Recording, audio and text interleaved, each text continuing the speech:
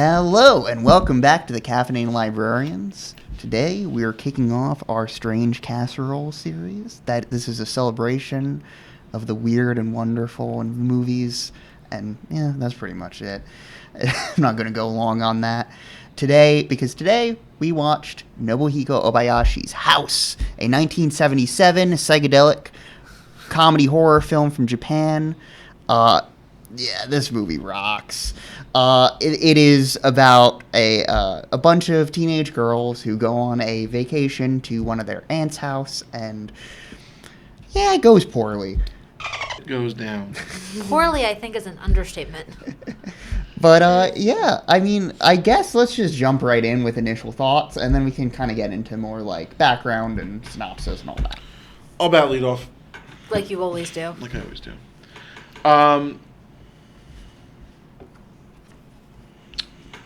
Joe and I were speaking yesterday, and he asked me what I thought. And my initial reaction was, it's not my favorite. I'm not sure I really understood it. Right. I really like the characters. I love Kung Fu. She's the coolest character You're in the so movie. cool, Kung Fu. Yeah, like easily. But then I watched. Joe also provided videos, and maybe in the YouTube you can provide the links. Yeah. To those videos too. He provided us with some context for it. So after watching those, I think my perception of the movie changed because I understood it. Yeah. So yeah, so that's kind of my initial thought. Like I don't know. Did you guys before you guys watched those videos, did you understand the kind of the background, the context? Well, I'm gonna be honest. So I watched one of the videos before watching the movie. Okay, I kind of expected that, but Sorry. That's Because okay. She does this all the time. No, I know Simona reads the Wikipedia pages for movies. Okay, and that's fine. And spoils stuff for herself. I mean, I still loved the movie. Like, I really enjoyed it. But I do think, too, where it's one of those films where the cultural context adds to your understanding 100%. Definitely. of the film and what it's addressing, considering the generation that it's focusing on in the 70s. Perhaps, what happened with Hiroshima and Nagasaki is not necessarily in their minds. It's sort of like they're a little bit, they're more than a little bit removed. They're like a whole generation removed from. So it's like Nagasaki and they've Hiroshima. sort of grown up without that trauma of remembrance, whereas their like grandparents would still have that trauma, or their aunts. Not even like the trauma from the atomic bomb, but also just the sheer trauma of being sucked into World War II as well. Yeah. So I definitely agree where like cultural context enriches your understanding of the movie. Even after watching the shorter episode, like I didn't watch the other one until this morning. I still enjoyed the film. Like, I don't think watching the episode all of a sudden, like that sort of video made me all of a sudden understand the film. Mm-hmm. Like, I still had to go through that journey. And just like learning about the aunt whose house they visit and the trauma she experienced. But it definitely was a fun and interesting watch. I will say that. It was very few movies look like this. Oh, no, that's... Well, okay, so I am very trepidatious when it comes to things that are classified as horror, because I am a big fat chicken heart, and I have a very overly active imagination, and I will get nightmares. Did you have nightmares? No. Damn. You wanted me to have nightmares, Liz? Nightmares are great. No, they're not. I live by myself. No. I love nightmares. No, they're not. Well, having crazy dreams. No. So I went into this movie with trepidation, with, okay, what am I actually going to get myself into? And I actually think I enjoyed it more than I thought I was going to. And having such low expectations of it just made, I think, my viewing a little more enjoyable than if my expectations were high. This movie is definitely a product of the 1970s. Like, all of the edits and the cinematography and just the filming in general. there was a point in the movie where I actually got nauseous because just of the camera work where they're trying to call the police. Yes, yeah. Oh my And God, I'm when like, the frame rate just drops, and all of a sudden you're like, oh, I'm in hell. Yeah, I honestly closed my eyes at one point because I just could not handle the motion of the camera. But in regards to which I must thank you immensely, Joe, for the context videos. Oh yeah, no, I just figured this movie has a lot to it, and like it's a lot better to go. It's to come into a discussion with like, okay, here, but also I just want people to be shocked by it as well, because like when Mr. Togo turns into bananas, I'm not spoiling that gag. The piano eats one of the girls. Which I'm like, okay, she's getting eaten by a piano, and the whole scene is like, and you're happy about it? It's like, she's like, look at my fingers. No, because I'm convinced that Melody is her name. She's on something. She was definitely taking some psychedelics before she got to that. That scene feels so wrong to me. It's just like, and then just the noises. Yeah, but I think that's the point of that scene. Yeah. Especially if the true villain of this movie is the atomic bomb, and like that sheer suddenness of just utter devastation is supposed to be shocking. Like, and Joe, maybe you can speak to this more than I can. Why the girls are losing their clothing when they're being attacked? I think my interpretation of it after watching the video essays.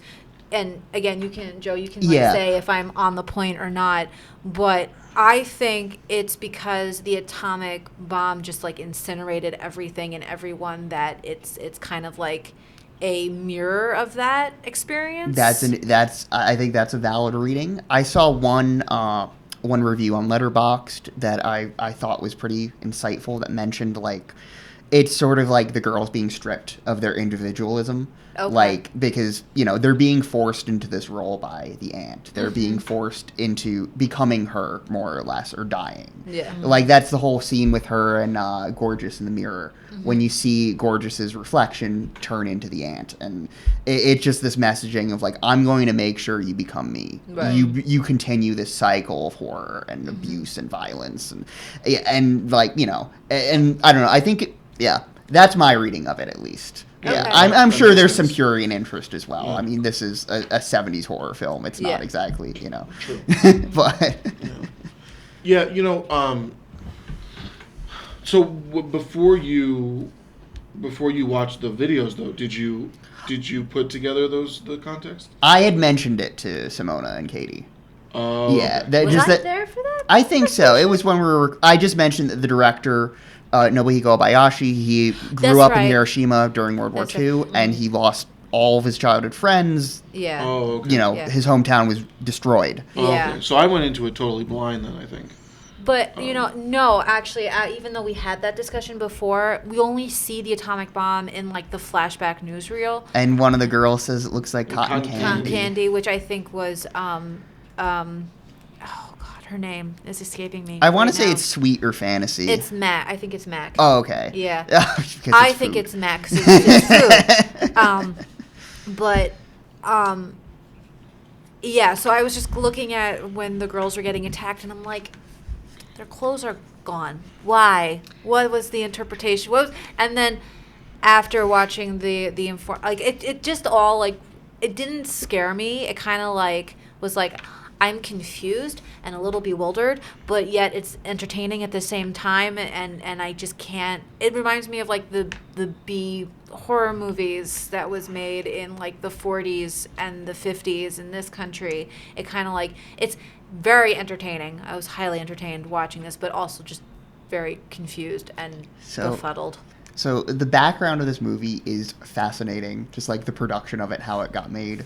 Toho Studios, which is like the big production company in Japan, they see that Jaws is doing amazing, and they're like, we need a big horror movie, and somehow they draft in Nobuhiko Obayashi for this. He's mainly known for his commercial work at this point, but he also has a background as like an experimental filmmaker. He works with his daughter on the story, who's 10. And because he's like, adults are scared of things that make sense. That's not actually scary. A 10-year-old is scared of things that don't make sense, like a piano eating you. And she cameos in the movie. In the Are they the ones that are doing like that? Yeah, the shoemaker stuff. Yeah. And Obayashi and his wife cameo too. When the girls are getting on the train, they're like the couple that won't stop kissing. Oh, really? Yeah. That's cool.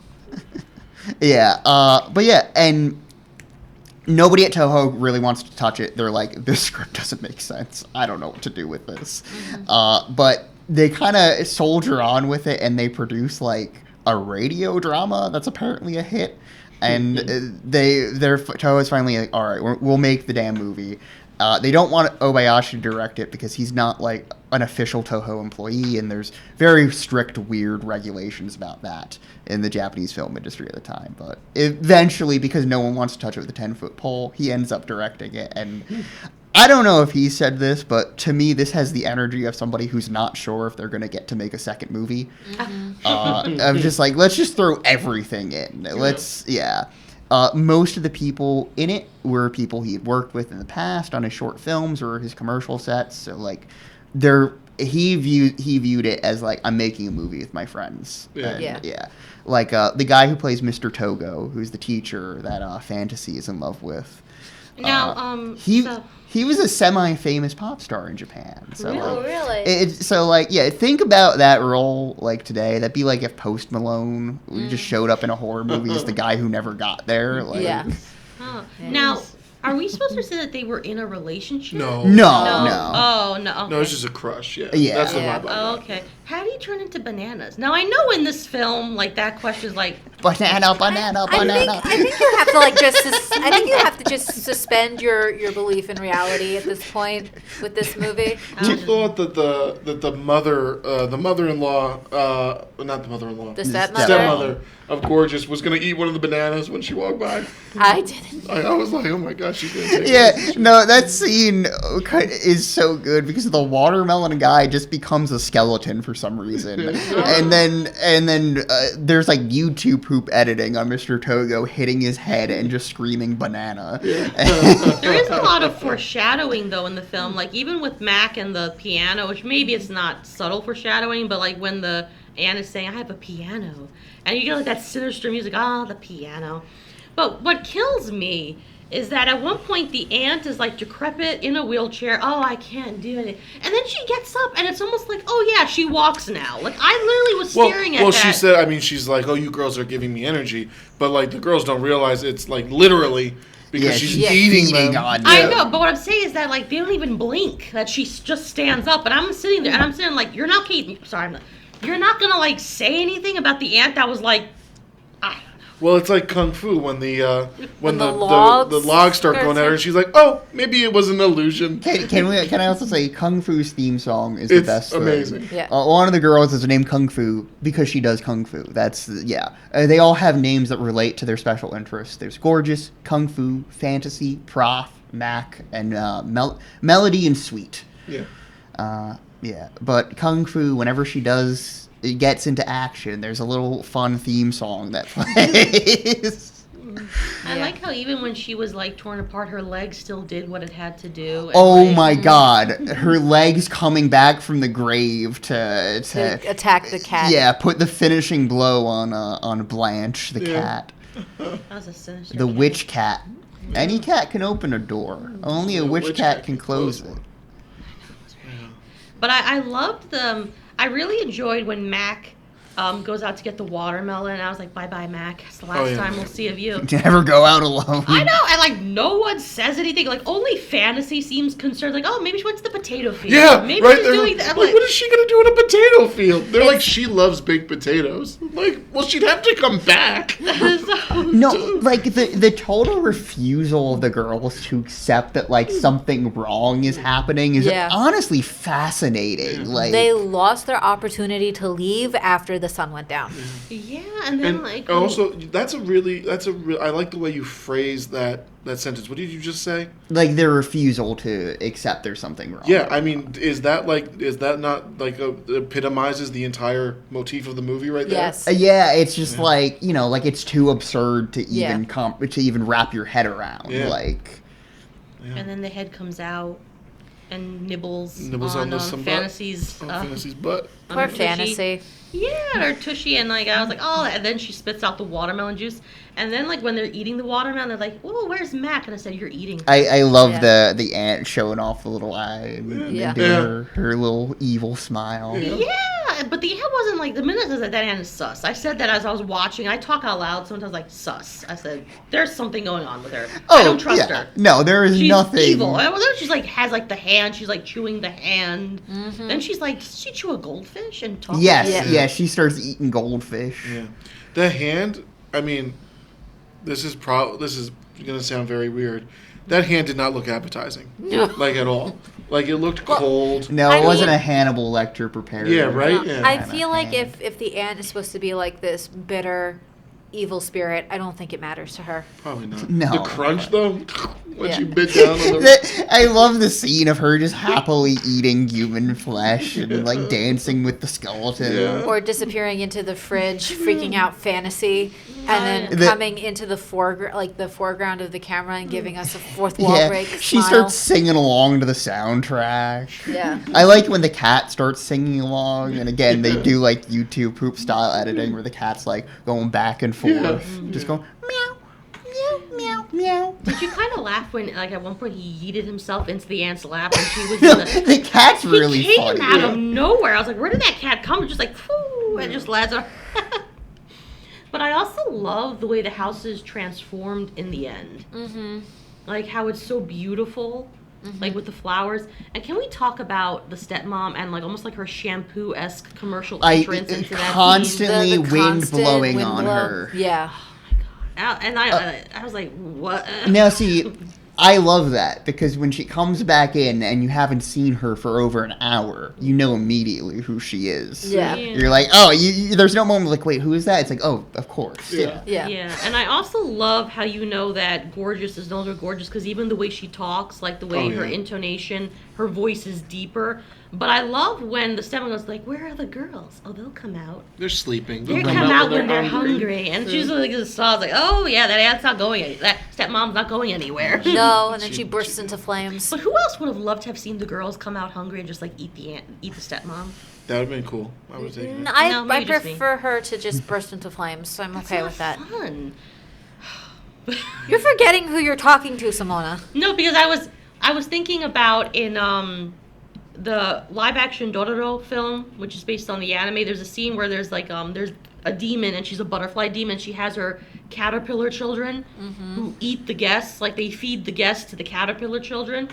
There's a scene where they're talking about how they need to wash one of the characters first because she's probably dirty, but she'll taste crunchy. And then they just morph into the cat and start crawling towards the character's room and getting ready to eat her. I kind of want something like that, where the girls just like emerge and just like, starts like nibbling on her. Maybe just me. Okay, fine. That's just me. I admit it. The burst into flames. You thing was gotta a little watch boring. Yellow Jackets, Simona. You'll get plenty of that. It's on Netflix. Oh, okay. Well, not like I would probably tolerate more because it would have been like gory, but in a funny way. Like if it's gory in a gory way, I'm not gonna enjoy it that much. Then that's too real. I haven't seen enough of Yellow Jackets to know if it's. It's like actually gory. Yeah. Oh yeah. Yeah. So so like I said at the beginning, watching it without the context, I don't think I really appreciated it. And then, kind of watching the videos that Joe provided, a lot of the stuff that's going on, it's almost like we talked about this a little bit yesterday. I was like I don't know what the wreckage after an atomic bomb looks like. Mm-hmm. You know what I mean? But I imagine it's pretty bad. Well, I've seen pictures of Hiroshima after the atomic bomb, and it's complete and total devastation, annihilation. People where they stood, there's now like like outlines of Yeah. where they were, like the Yeah. posing that they did of on forever on the concrete of Yeah, of people the people streets. had like their clothing melted off. It was the same thing in Vietnam. Like napalm. there's a famous portrait of a young girl running nude because the napalm just melted off her clothing. Right. It's a famous And that's portrait. and That's, and yeah. like that's why I thought that why the girls were losing their clothing was because that's what happens in an atomic bomb. Yeah. Yeah. And so, like, I'm seeing stuff like that, and I'm seeing stuff like, all the dismemberment that goes on and everything like that. And I'm like, this is probably like what was seen, Yeah. and everything like that. Like, Yeah. Yeah. And then like when Gorgeous is sitting in front of the mirror and she's putting the makeup and the mirror breaks and the reflection's like distorted. I kind of thought after watching the videos that Joe provided, I thought that as that being like radiation poisoning, because when you Yeah. get radiation poisoning, there's there's burns, there's Yeah. disfigured. It's not.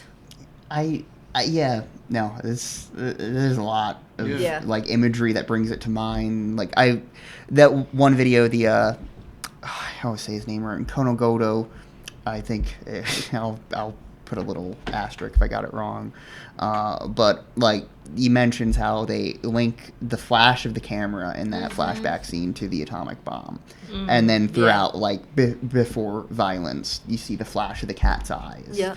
And so like just that subconscious like little like, okay, that's what we're doing here. Yeah.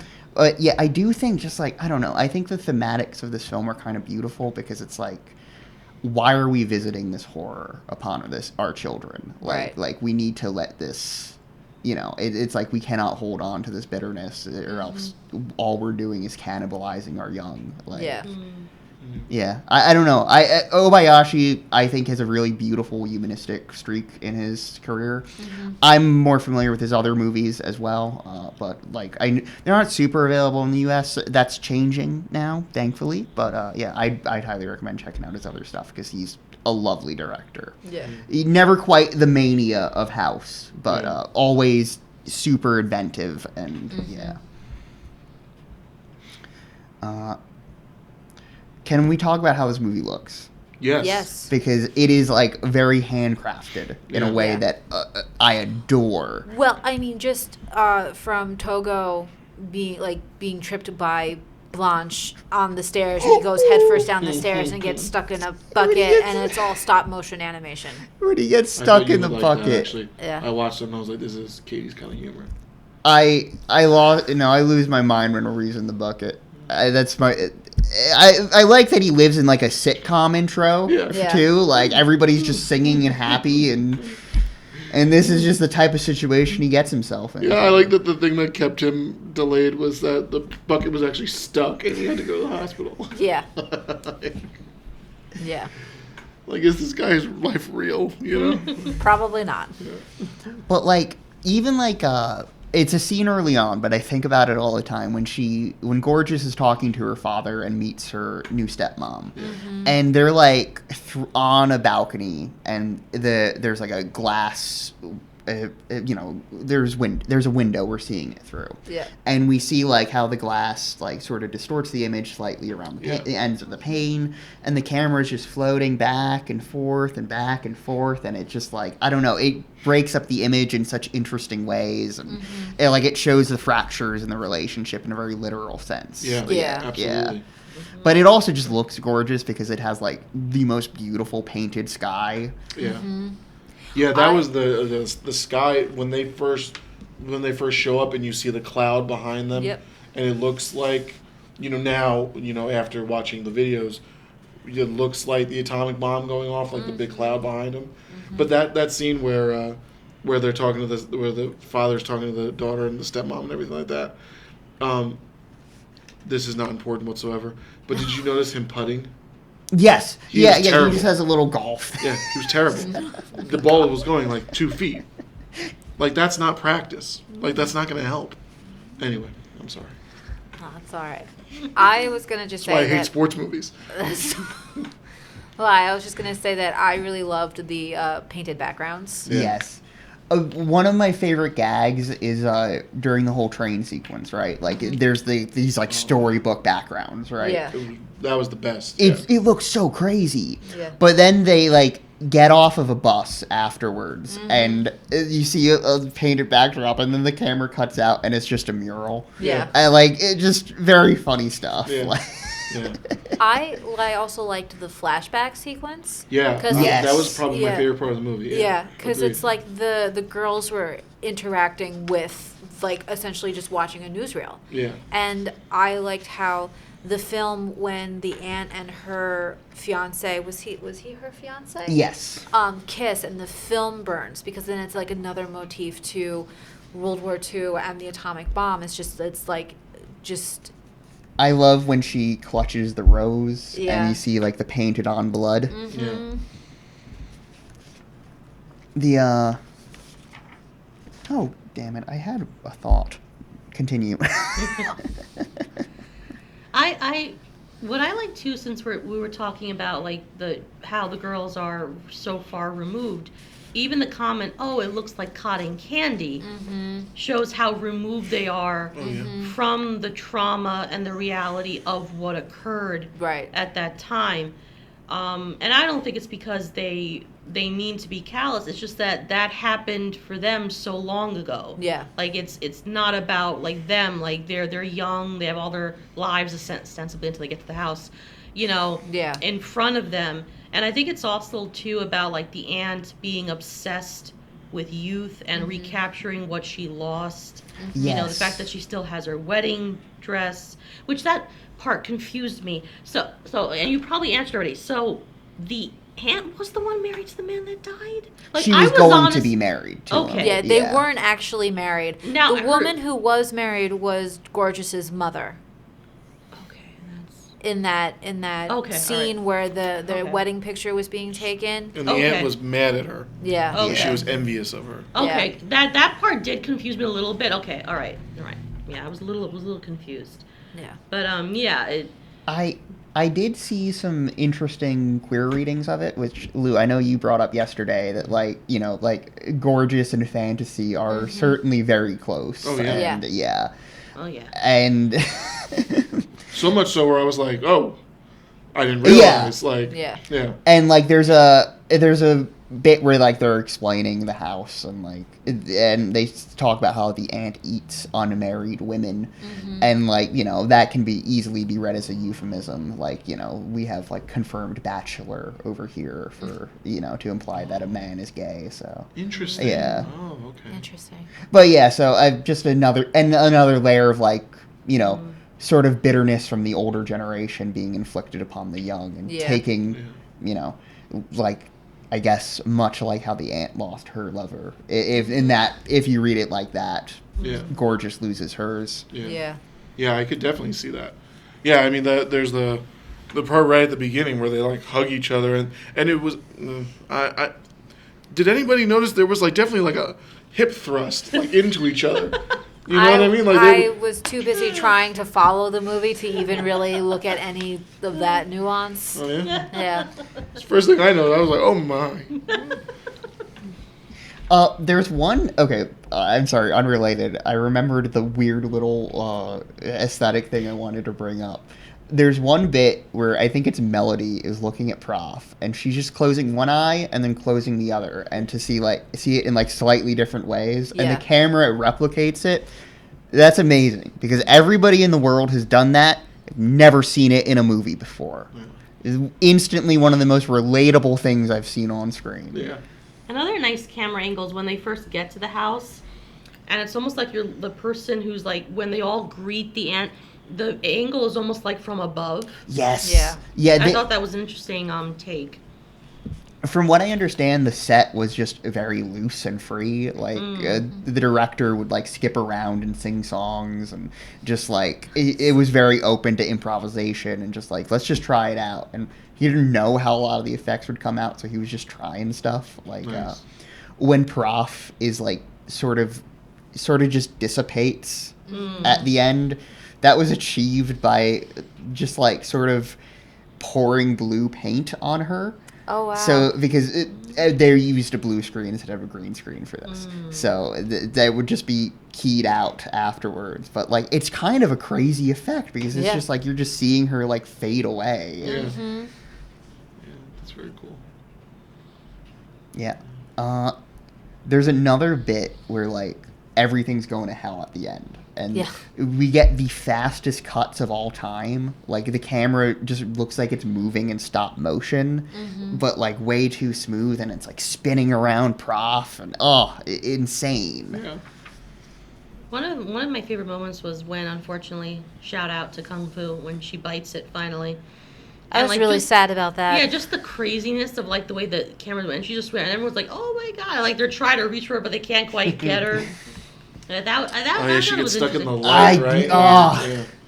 She almost made it to the portrait, but her leg finished the work she could Yeah. not. So Yeah, I like and that. then that damn cat just bleeds too much. Yeah. Oh, that cat. I liked the mummy Oh yeah. that comes in like an hour into the movie. Yeah. What was that? Yeah. Doesn't Kung Fu like eat him? Yeah, Without Kung the- Fu just destroys him at Yeah. one point. Yeah. Oh, that was funny. Oh, I love Kung Fu. I like all the girls. They all like add something. Yeah, I don't know. They're all like funny. I like all the girls. There was a manga adaptation of this. There I was. can't track it down anywhere. I would love to read it. I would love to see what it looks like.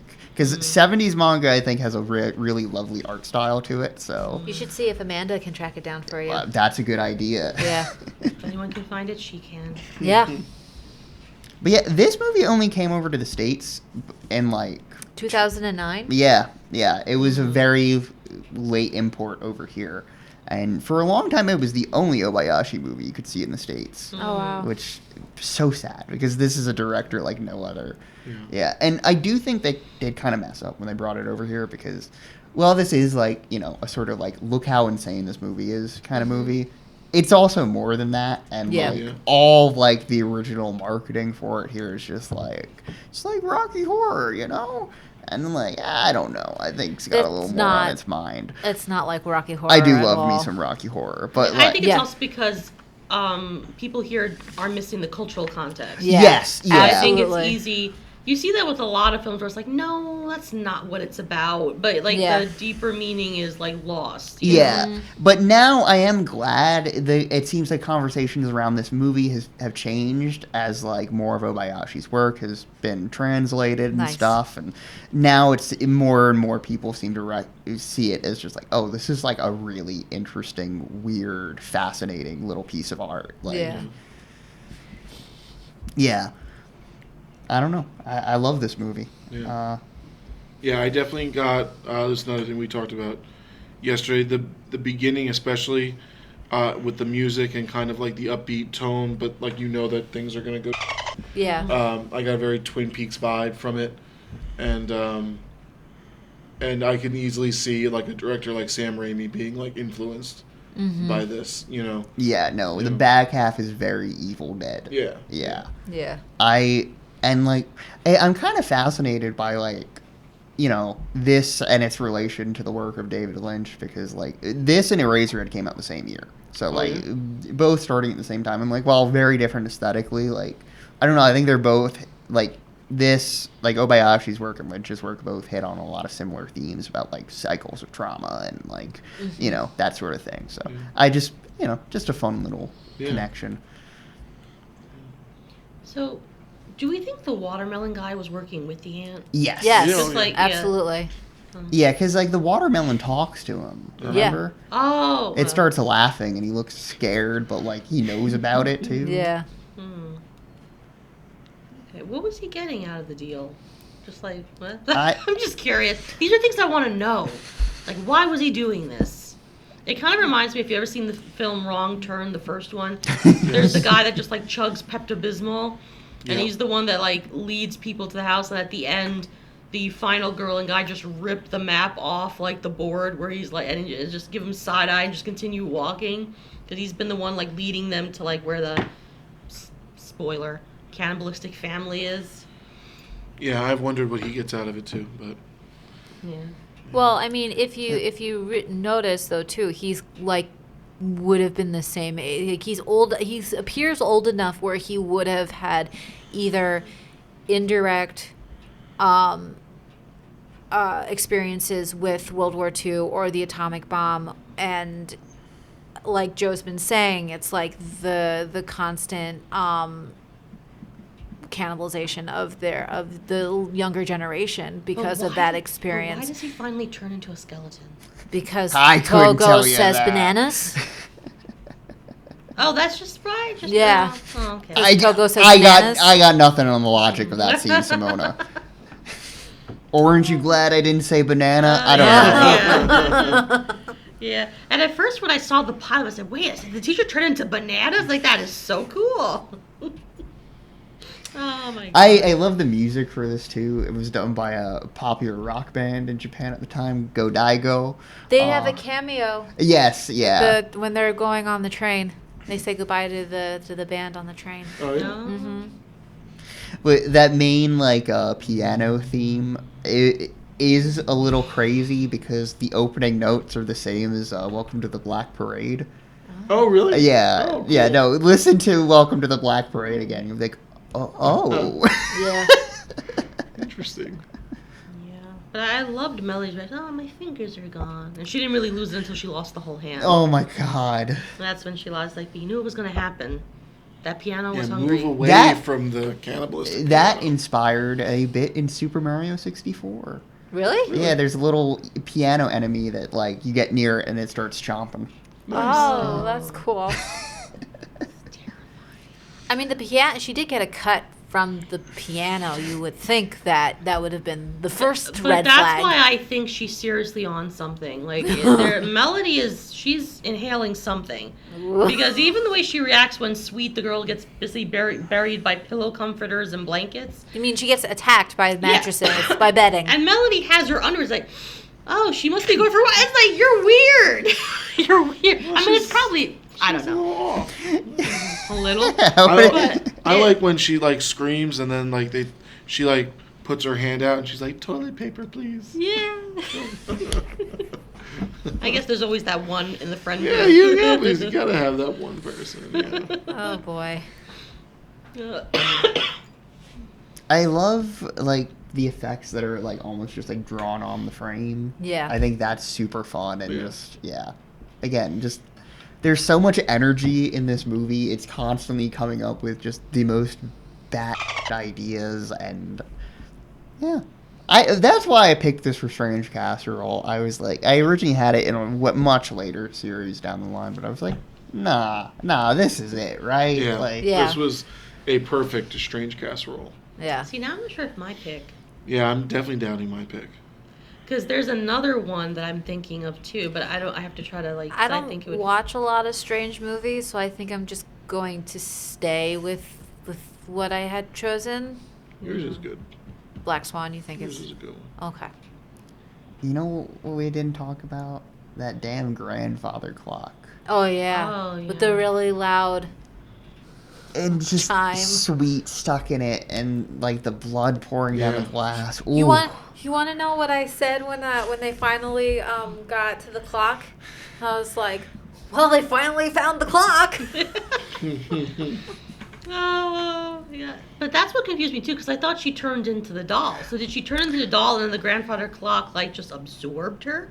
Both at once, but watch out. Oh Yeah. my That's God. my. But I just love Kung Fu. She's like, oh, I couldn't protect you. But I think they handle everything quite well, considering everything that's happening to them. I think they keep it together. I they don't think seem if too I was, panicked, yeah. I think if I was involved in something like this, I'd be in the fetal position, yeah. Let me tell wanting you, to be left alone. I know they didn't win, but Prof and Kung Fu are really the dream team here. Yes. They get stuff done. They do. Like, and I don't know if this is just what you call it in Japanese horror films or just unique to Japanese horror films.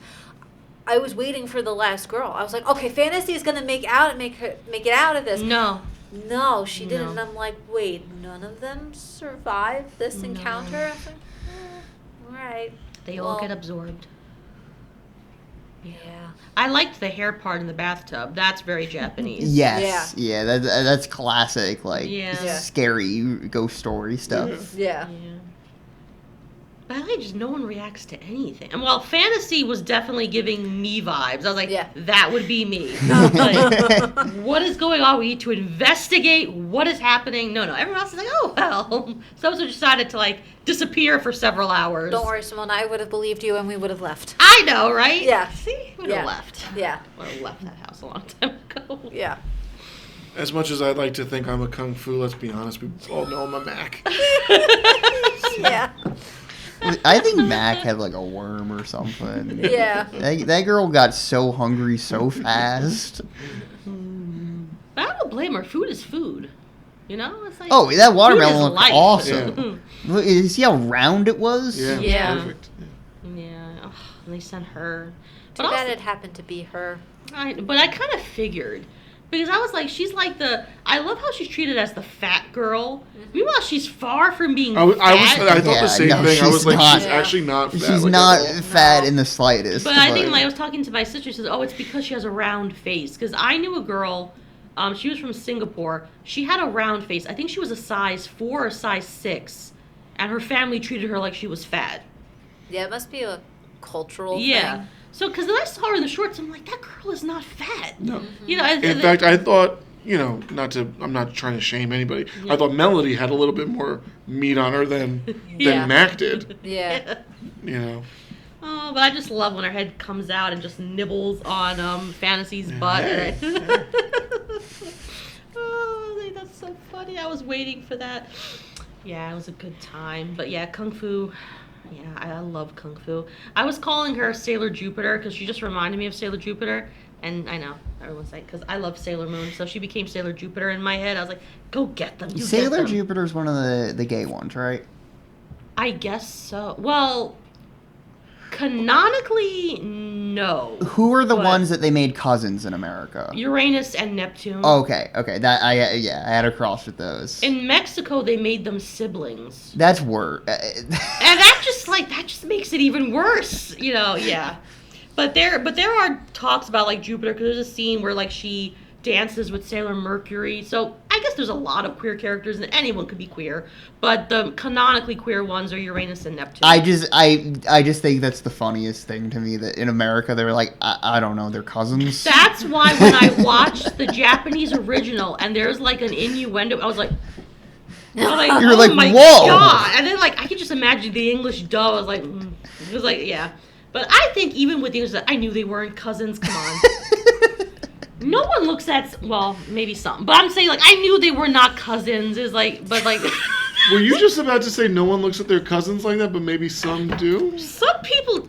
Whatever. We're not endorsing it, but I'm not. I was just. You can cut that out. I was not. I was just. royal families, that's Thank you. See, I got saved. See, you should have said something about history. In history, it happened. See, that's. In ancient history, yeah, but in the 19th Oh, it's century, happened in modern history. it's- FDR, Rudy Giuliani. They were distant cousins. They weren't first cousins. Actually, Queen Victoria married her first cousin, which is why all their children had a blood disorder. Oh, I don't Now you remember know. what it's called. Now you know. weird. But anyway, yeah. Shout out. Aren't there to- plenty of other fish in the sea? Like, why do you gotta shack up with your family? I don't get it. But also, when you mentioned the homoerotic vibes, I was definitely getting that too. Oh yeah, Yeah. Like that whole scene where they're like this. that's what I'm talking. That's what I'm saying. And I was Yeah. like, oh, are they dating? And then like there was other things like when they're like almost skipping down the steps or whatever. Watch that scene again when they embrace each other. Because they were running towards each other. No, they thrust. Well, I mean, They- just the end of the movie is the Oh, way yeah. the Yeah, way it's just like them fantasy embracing. is embracing generosity and how generosity is embracing and just the state of dress generosity is in, and I'm like, She has a boob exposed. I don't understand the ending of this the ending of this movie, but okay, we'll go with it.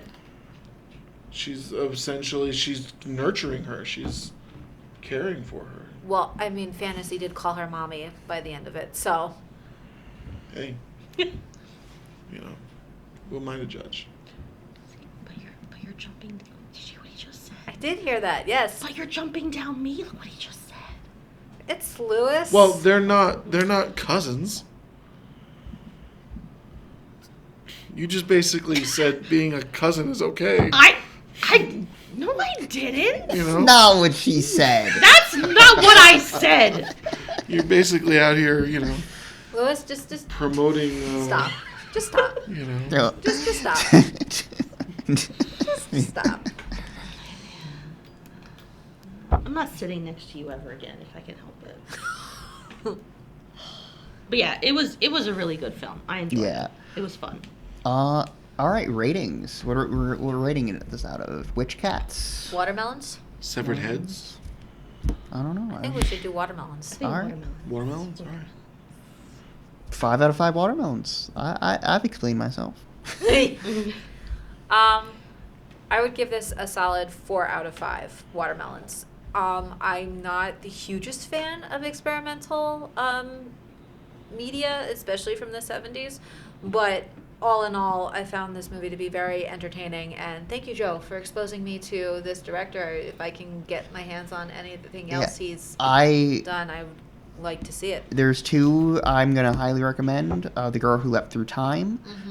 There's a recent anime adaptation of the same novel, but his 80s adaptation is nuts. It has some of the coolest editing I've ever seen in my life, and it is heartbreaking. Great film. And a romance film he also did in the 80s called His Motorbike, Her Island, which has one of the coolest ways to depict memory and dreams mixing. The film is in like black and white and color at the same time. Nice. And like they sort of just like merge into each other, and like the color splotches come in, and then sometimes the black and white creeps in. It's it's a beautiful looking film, and yeah. Nice. Yeah. I'm gonna go 4.5 out of 5. Yeah, especially once I understood really what everything meant. I very much like everything that I saw. Yeah, I'm gonna give it 5 out of 5. This was entertaining. 5 out of 5 watermelons. This was an entertaining watch. I enjoyed it. All right. They should make a sequel, and it should be about kung fu.